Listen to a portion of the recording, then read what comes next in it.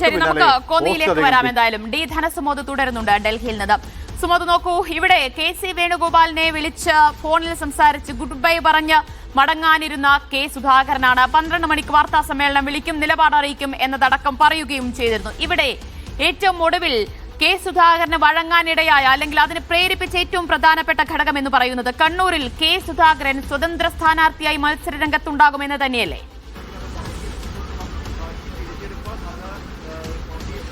സ്വതന്ത്ര സ്ഥാനാർത്ഥിയായി അദ്ദേഹം മത്സരരംഗത്ത് ഉണ്ടാകും എന്ന് മാത്രമല്ല, അദ്ദേഹം ഒരു പാർട്ടി രൂപീകരിക്കും എന്നുള്ള വിവരം കൂടിയാണ് കോൺഗ്രസ് നേതൃത്വത്തിന് ലഭിച്ചിരുന്നത്.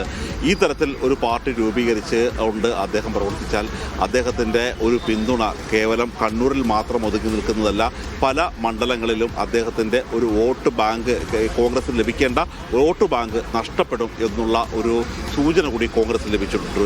കാര്യം 26 മണ്ഡലങ്ങളിലാണ് 5000-ൽ താഴെ വോട്ടുകൾക്ക് ജയപരാജയങ്ങൾ തീരുമാനിക്കപ്പെടുന്നത്.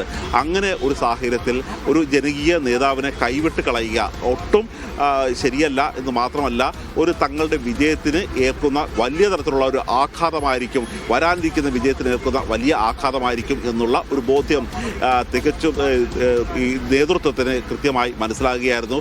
ഇതേ തുടർന്നാണ് ഇന്നലെ വരെ തീരുമാനം എടുക്കാൻ വൈകിപ്പിച്ചിരുന്ന നേതൃത്വം പെട്ടെന്ന് ഉണർന്നെഴുന്നേറ്റതും ഇതിനൊരു പരിഹാരം ഉണ്ടാക്കാൻ ശ്രമിച്ചതും. കഴിഞ്ഞ ഫെബ്രുവരി 18 ഇത്തരത്തിലുള്ള ഒരു കേന്ദ്ര തെരഞ്ഞെടുപ്പ് സമിതി ചേർന്നിരുന്നത്. അന്ന് വേണമെങ്കിൽ ഒരു തീരുമാനം പറയാമായിരുന്നു, MP-മാർ മത്സരിക്കേണ്ട എന്നുള്ളൊരു കാര്യം. പക്ഷേ ഇതൊരു അനിശ്ചിതത്വത്തിലാക്കി നമ്മൾ സാധാരണ ഒരു നാടൻ ഒരു പഴഞ്ചൊല്ലിൽ പറയുന്ന പോലെ ഒരു സൂചി കൊണ്ട് എടുക്കാവുന്ന ഒരു കാര്യം തൂമ്പ കൊണ്ട് എടുക്കുന്നത് പോലെ ഒരു കാര്യത്തിൽ ഒരു കൃത്യത ഇല്ലാതെ, ഒരു കൃത്യമായ ഒരു നടപടി തത്സമയം എടുക്കാതെ ഒരു ഹൈക്കമാൻഡ് വരുത്തിവെച്ച ഒരു വിന കൂടിയാണിത്.